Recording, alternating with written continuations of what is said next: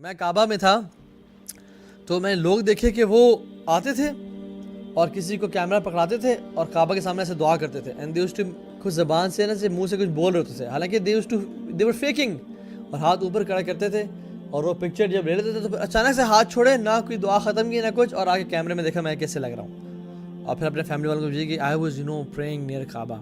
یا اللہ، حالانکہ یہ شخص دعا نہیں کر رہا، یہ شخص پوز کر رہا ہے کعبہ میں، بیت اللہ میں، اور عبادت میں دکھلاوا تو حرام ہے،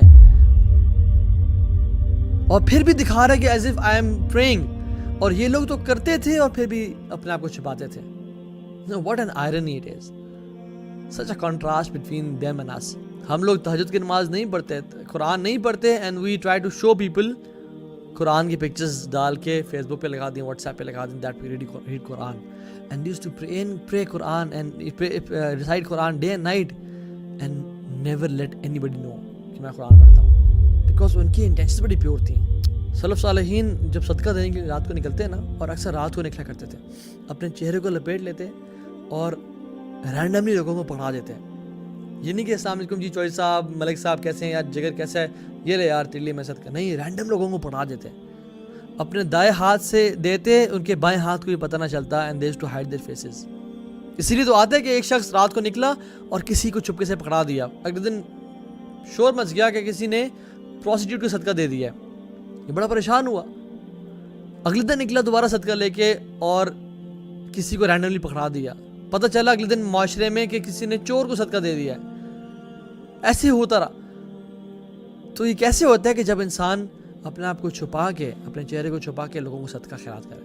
وہ اتنا چھپ کے عبادت کیا کرتے تھے، اپنی عبادات کو اتنا چھپایا کرتے تھے کہ ان کی بیگموں کو بھی پتہ نہیں چلتا تھا کہ یہ کیا کر رہے ہیں. اور فرماتے ہیں کہ آئی نو پیپل جو صف میں کھڑے ہوتے ہیں، نماز پڑھ رہے ہوتے ہیں اور ان کی آنکھوں سے آنسو بہہ رہے ہوتے ہیں، لیکن ان کے ساتھ کھڑا ہوا انسان، اس کو معلوم نہیں ہوتا کہ this person is crying in صلاۃ، because they used to hide their good deeds. 7 لوگ جو عرش کے سائے کے نیچے ہوں گے، سبعۃ یظلھم اللہ یوم لا ظل الا ظلہ، 7 کیٹیگریز کے جو لوگ ہوں گے اللہ تعالیٰ کے عرش کے سائے کے نیچے ہوں گے. ان میں سے ایک کون ہوگا؟ رجل ذکر اللہ خالیا ففاضت عیناہ، وہ شخص جو اکیلے میں تنہائی میں اپنے گناہوں کو یاد کر کے رویا اور اس کے آنکھوں سے آنسو بہہ گئے، ففاضت عیناہ، اس کے آنکھوں سے آنسو بہہ گئے. یہ اکیلے اور تنہا تھا. ہی واز سنسیئر کہ اللہ میں آپ کے لیے کر رہا ہوں. عبد الواحد ابن زید کہتے ہیں کہ the acceptance of your supplications، آپ کی دعا کی acceptance is attached, connected and bonded with sincerity and there is no way you can separate between the two. آپ چاہتے ہیں آپ کی دعائیں قبول ہو جائیں، آپ چاہتے ہیں کہ اللہ تعالیٰ آپ کی ہر دعا قبول فرمائے، اپنی سنسیریٹی پہ کام کریں. اور ہم لوگ کوئی نیک عمل کر لیں تو کیا کرتے ہیں؟ فوراً سے سیلفی لی اور فیس بک پہ ڈال دی.